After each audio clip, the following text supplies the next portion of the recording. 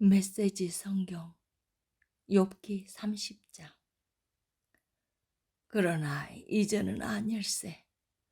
이제 나는 저들의 비웃음거리요 나이 어린 불량배와 애송이들의 조롱거리가 되었네. 내가 그 아비들을 미숙한 하룻강아지 정도로 여겼었는데 저들은 아비보다 못한 작자들이네.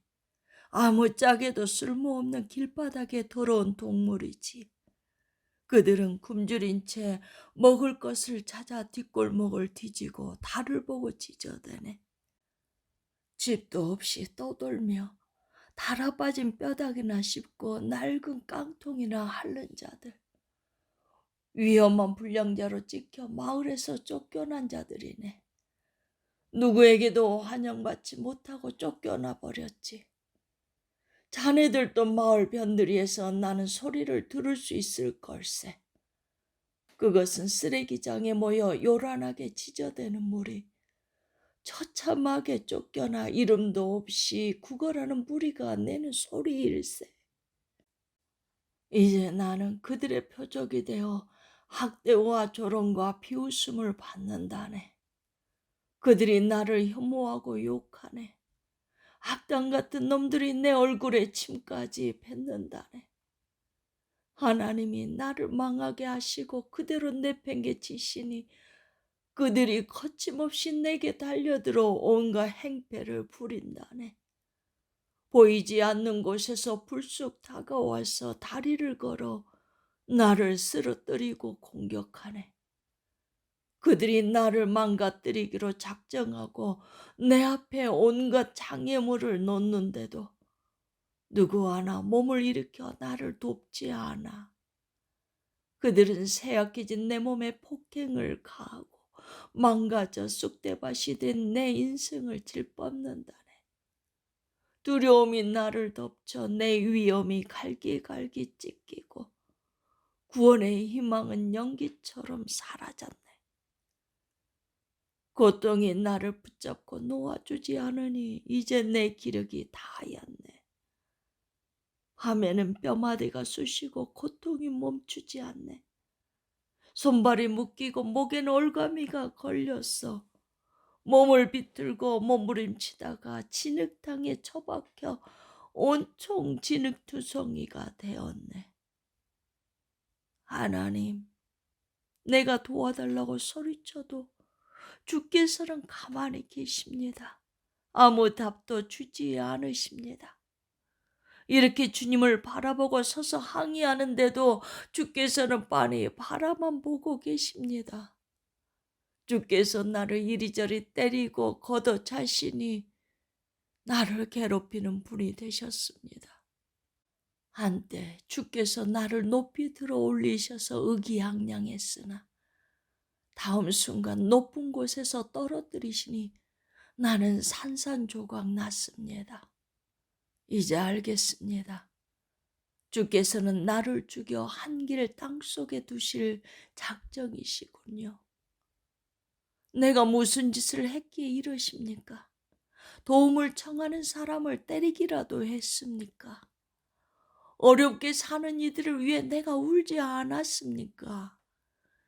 가난한 이들의 처지를 보고 아파하지 않았습니까? 그런데 이 어찌된 일입니까?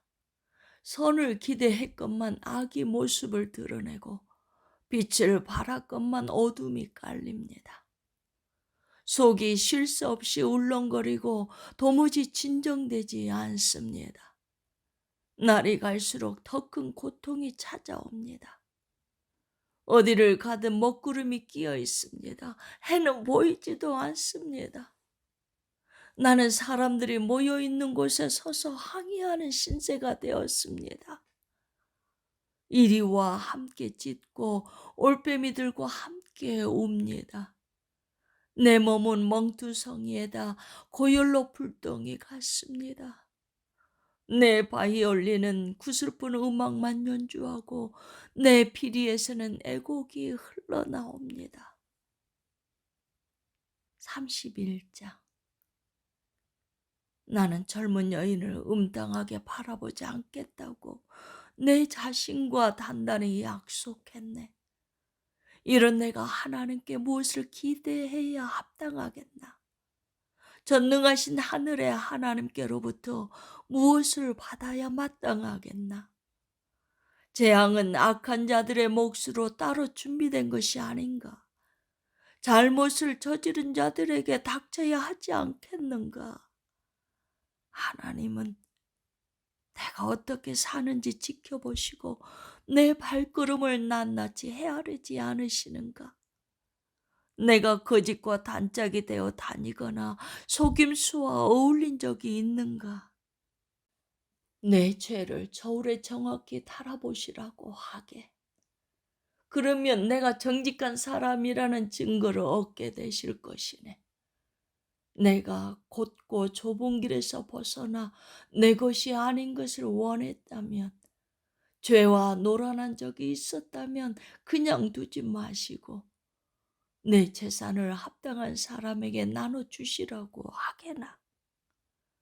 내가 여인의 유혹에 넘어가 그 여인과 동침할 마음을 먹기라도 했다면 내 아내가 가만히 보고 있지 않고 다른 남자와 동침한다 해도 나는 아무 말 못할 걸세.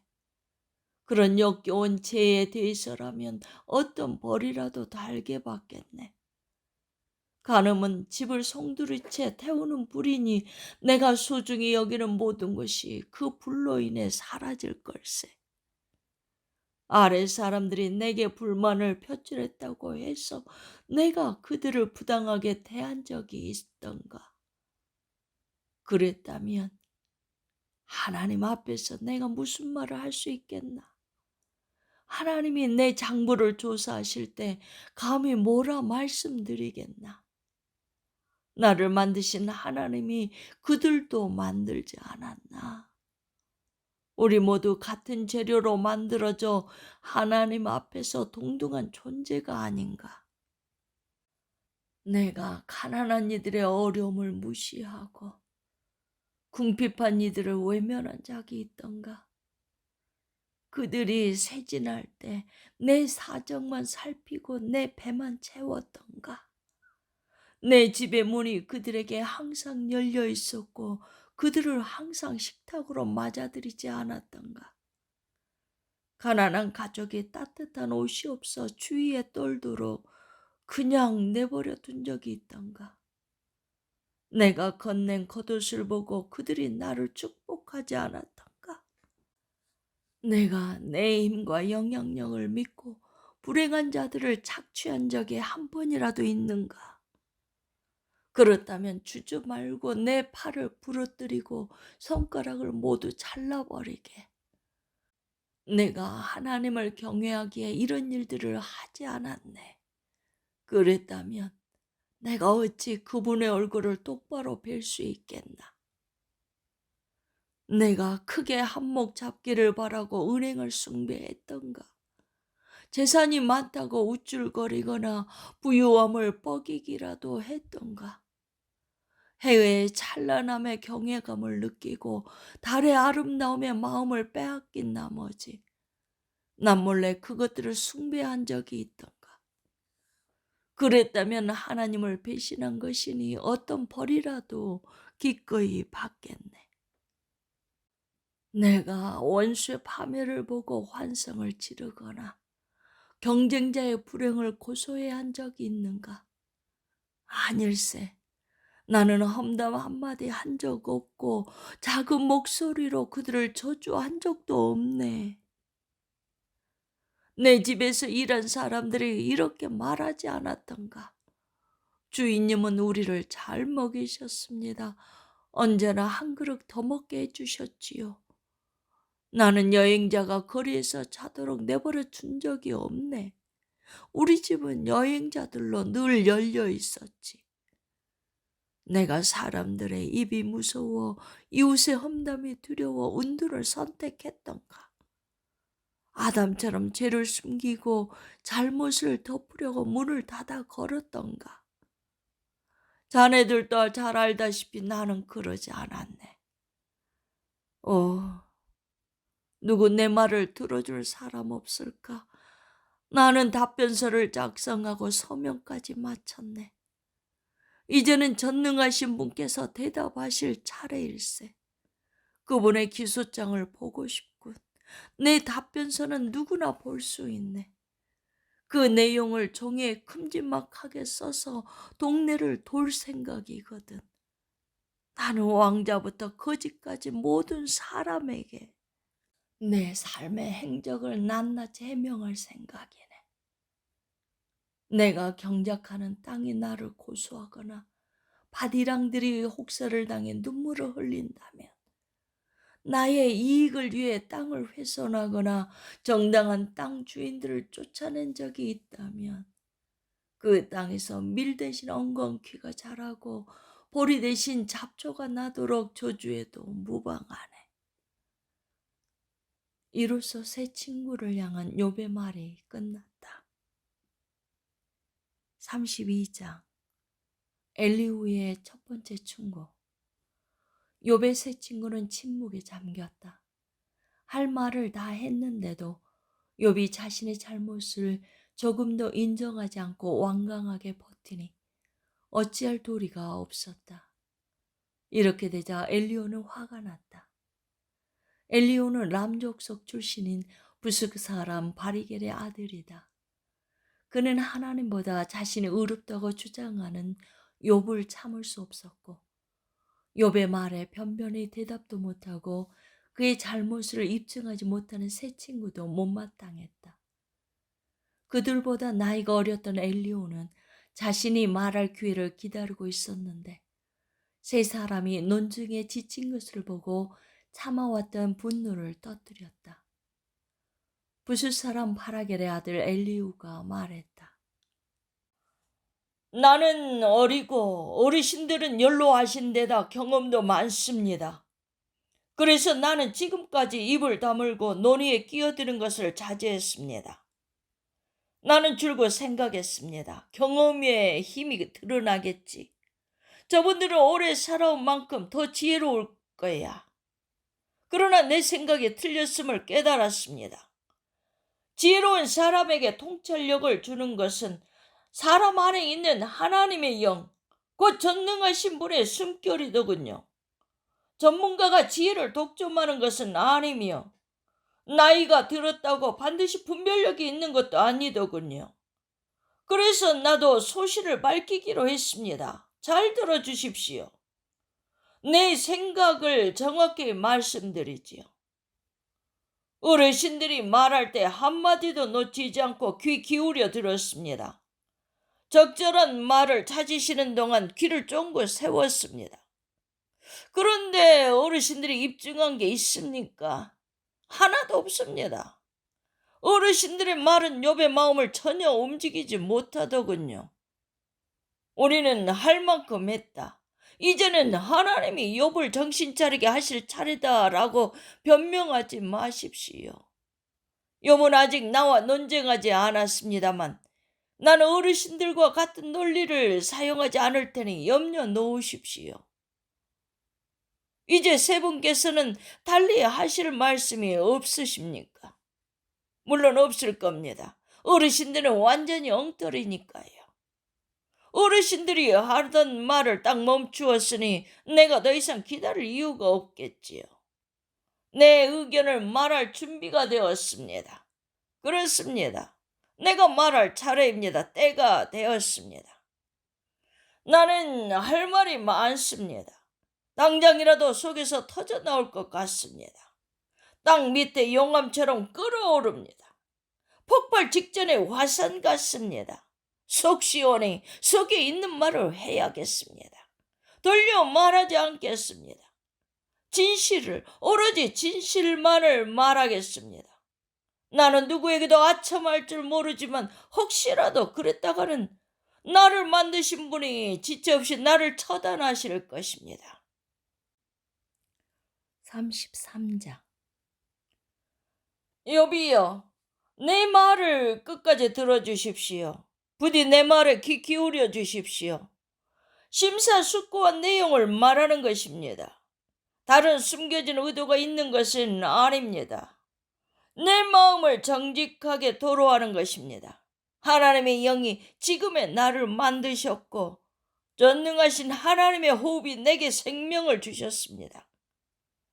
할 수 있겠거든 내가 틀렸음을 입증해 보십시오. 주장을 펼쳐 보십시오. 스스로를 변호해 보십시오.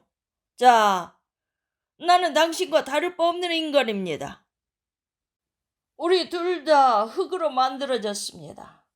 그러니 이 상황을 같이 풀어나가 봅시다. 내가 그 세계에 나간다고 기가 죽지 않았으면 합니다. 당신이 이렇게 말했습니다. 내 귀로 똑똑히 들었습니다. 나는 결백하네. 잘못한 게 없어. 믿어주게. 나는 깨끗하네. 양심에 거리낄 게 없어. 그런데 하나님이 자꾸만 나를 괴롭히시고 나를 원수 대하듯 하신다네. 나를 감옥에 쳐넣으시고 끊임없이 감시하시네. 하지만 분명히 말하겠네. 욥이여, 당신은 완전히 잘못 생각하고 있습니다. 하나님은 그 어떤 사람보다 훨씬 크십니다.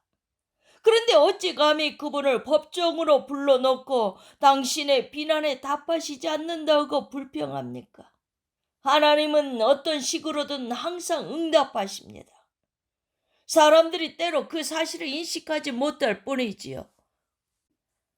예를 들어 사람이 곯아떨어지거나 곤히 잠들었을 때 하나님은 꿈이나 밤의 환상을 통해 그의 귀를 여시고 여러 차례의 경고로 경각심을 심어주십니다.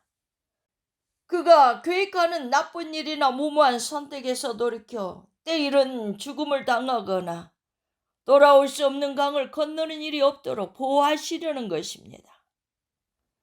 그런가 하면 그가 고통을 겪게 하시거나 병상에 두루눕게 하여 관심을 유도하기도 하시는데 그렇게 되면 그는 음식을 보기만 해도 질색을 하고 입맛을 잃어 평소 즐겨 먹던 요리마저 싫어하게 됩니다. 살이 빠지고 비쩍 말라 앙상하게 뼈만 남습니다. 죽음의 낭떠러지에 매달려 당장이라도 숨이 끊어질 수 있음을 깨닫게 됩니다. 그러나 그때라도 천사가 나타날 수 있습니다. 수천이나 되는 수호자 중 하나가 그를 위해 올 것입니다. 보냄을 받고 찾아온 천사가 자비롭게 개입하여 내가 그의 몸값을 받았다는 말로 사형 선고를 취소시킬 것입니다. 그러면 사람이 무슨 일인지 깨닫기도 전에 자신의 몸이 회복되어 건강을 되찾을 것입니다. 또 사람 자신이 무릎을 꿇고 하나님께 기도할 수도 있습니다. 하나님은 그것을 좋아하십니다. 사람은 하나님의 미소를 보고 그분과의 올바른 관계가 회복되었음을 깨닫습니다. 그리고 기뻐합니다.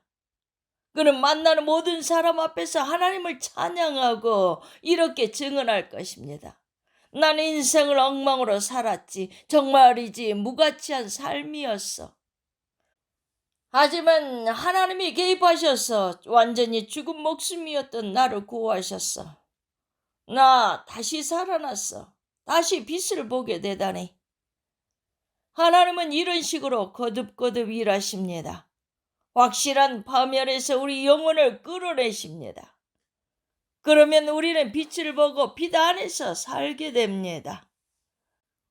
욥이여, 내 말에 귀를 기울이십시오. 아직 끝나지 않았으니 내 말을 끊지 말고 계속 들으십시오. 그러나 혹시 내가 알아야 할 것이 있다면 말해 주십시오. 나는 당신이 누명을 벗기를 무엇보다 바라니까요. 할 말이 없다면 잠자코 들어주십시오.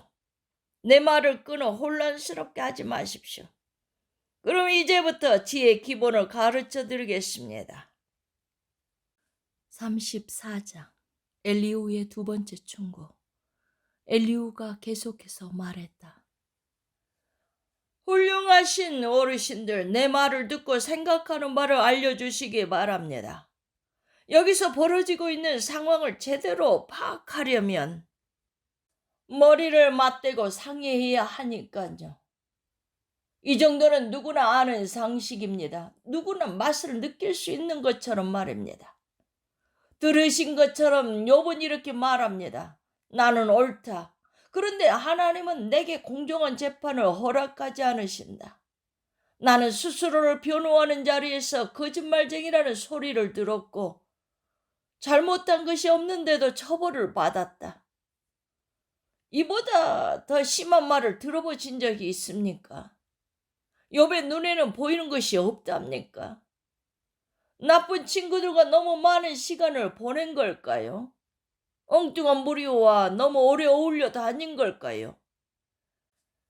그래서 하나님을 기쁘게 해드리려고 애써봐야 소용없다는 그들의 말을 앵무새처럼 따라하게 된 걸까요? 어르신들은 이런 문제를 능숙하게 다루는 분들이니 나와 의견이 같을 것입니다. 하나님이 악을 행하실 리 없고 전능하신 분께서 잘못을 저지르실 리가 없습니다. 그분은 더도 덜도 말고 딱 우리가 행한 그대로 갚으십니다. 사람은 언제나 뿌린 대로 거둡니다. 하나님이 악한 일을 하시거나 전능하신 분이 정의를 뒤엎으실 리 없습니다. 그분은 온 땅을 다스리시는 분, 온 세상을 한 손에 쥐고 계시는 분. 그분이 호흡을 불어넣지 않으시면 남녀노소 모두 공기가 부족하여 죽고 말 것입니다. 그러니 욥이여, 잘 생각해 보십시오. 누가 봐도 분명한 사실입니다. 질서를 싫어하는 자가 질서를 유지할 수 있겠습니까? 당신은 의롭고 전능하신 하나님을 감히 비난하는 것입니까? 하나님은 언제나 진실을 말씀하시는 분, 부패한 통치자들이 악당이자 범죄자임을 폭로하시지 않습니까? 그분이 돈 많고 유명한 자들을 편드시고 가난한 이들을 무시하십니까? 모든 이들에게 똑같이 책임을 다하시는 분이 아닙니까? 불시에 죽은 사람들은 그럴 만한 죄가 있는 것 아닙니까? 사악한 통치자들이 몰락하는 것은 피할 수 없는 운명 아닙니까? 대단하다는 사람들이 쓰러져 죽을 때 우리는 하나님이 배후에서 일하고 계신다는 것을 깨닫습니다. 하나님은 모든 사람을 살피시고 사소한 것 하나도 놓치지 않으십니다. 그분의 눈을 속이고 악을 행하는 자들을 가려줄 만큼 깜깜한 밤이나 깊은 어둠은 존재하지 않습니다. 하나님은 그들의 범죄를 입증할 증거를 더 모으실 필요가 없습니다. 그들의 죄는 명백한 사실이기 때문입니다. 그분은 고위 인사나 유력 인사들을 묻지도 않고 해임하시고 곧바로 다른 사람들로 그 자를 채우십니다. 잘못을 저지르고 무사히 빠져나가는 사람은 없습니다. 하룻밤 만에 판결문이 서명, 봉인, 교부됩니다. 그분은 모두가 볼 수 있는 탁 트인 곳에서 악한 자들을 그 악한 행위대로 처벌하십니다. 그들은 그분을 따르지 않고 그분의 길을 더 이상 생각하지 않기 때문입니다. 그들의 배교를 알린 것은 가난한 이들의 울부짖음이었습니다. 억눌린 이들의 울부짖음을 하나님이 들으신 것입니다. 하나님이 침묵하신다 한들 그것이 당신과 무슨 상관이 있습니까? 하나님이 얼굴을 숨기신다 한들 어찌하겠습니까? 그러나 침묵하시든 숨으시든 하나님은 여전히 존재하시며 다스리시기에 하나님을 미워하는 자들이 그분의 자리를 차지하여 사람들의 삶을 망치는 일은 없을 것입니다. 그러니 그냥 하나님께 실토하지 그럽니까? 이렇게 말하십시오. 내가 죄를 지었습니다. 다시는 죄를 짓지 않겠습니다. 내가 아직 깨닫지 못한 것이 있다면 깨닫게 해주십시오. 그동안 저지른 악을 다시는 저지르지 않겠습니다. 당신이 하나님 뜻대로 살고 싶지 않다고 해서 하나님이 당신의 뜻대로 움직이셔야 합니까? 선택은 당신의 몫입니다. 내가 대신할 수는 없지요. 어느 쪽을 선택할 것인지 말해보십시오. 생각이 올바른 사람들이 이구동성으로 하는 말, 내 말에 동의하는 지혜로운 사람들이 하는 말이 있습니다. 욥은 헛똑똑이야. 터무니없는 소리만 짓거려대지. 욥이여, 하나님께 그렇게 못되게 말대꾸를 했으니 어느 구석으로 끌려가 호된 질책을 받아 마땅합니다. 원래 지은 죄에다가 하나님의 징계에 저항하고 무엄하게도 하나님께 주먹을 휘두르며 전능하신 분을 여러 죄목으로 고발하는 죄를 더했기 때문입니다. 35장 엘리후의 세 번째 충고. 엘리후는 욥을 다시 공격했다. 처음에는 나는 하나님 앞에서 완전히 결백하다고 하더니 그 다음에는 내가 죄를 짓든 안 짓든 무슨 차이가 있겠냐고 말하니 이게 말이 됩니까? 자, 분명히 말씀드리죠. 당신과 새 친구분은 지금 자신이 무슨 말을 하는지 모르고 있습니다. 하늘을 보십시오. 오래도록 열심히 들여다보십시오. 하늘 높이 떠있는 구름들이 보입니까? 당신이 죄를 짓는다 한들 하나님께 달라진 것이 무엇이겠습니까? 당신이 아무리 큰 죄를 짓는다 한들 그것이 하나님께 대수겠습니까? 당신이 선하다 한들 하나님이 거기서 무슨 득을 보시겠습니까? 그분이 당신의 업적에 의존하기라도 하신단 말입니까? 사람이 선한지 악한지에 관심을 갖는 사람들은 가족과 친구과 이웃뿐입니다. 하나님은 사람의 행위에 의존하지 않으십니다. 사정이 어려워지면 사람들은 도움을 청하며 부르짖습니다. 이리저리 차이는 신세에서 벗어나게 해달라고 부르짖습니다. 그러나 사정이 좋을 때는 하나님을 전혀 생각하지 않습니다. 하나님이 사람들의 마음에서 노래가 흘러나오게 하시고 온 세상을 과학교실로 삼으시며 날짐승과 들짐승을 통해 지혜를 가르치실 때도 마찬가지입니다. 사람들은 오만하게도 하나님께 관심을 갖지 않습니다. 그러다 공경에 처하면 비로소 하나님을 부르지만 이번에는 하나님이 그들에게 관심을 보이지 않으십니다. 그런 기도는 순간적인 두려움을 빼면 아무 실체가 없고 전능하신 분은 그런 기도를 무시하십니다. 그러니 당신이 하나님의 응답을 기다리다 지쳤고 하나님이 세상의 문제들을 보시고 진노하셔서 뭔가 조치를 취해 주시기를 기다리다 지쳤다고 말한다고 해서 하나님이 당신에게 눈길을 주실 것 같습니까? 욥이여, 터무니없는 소리만 하고 있군요. 그것도 쉴 새 없이 말입니다.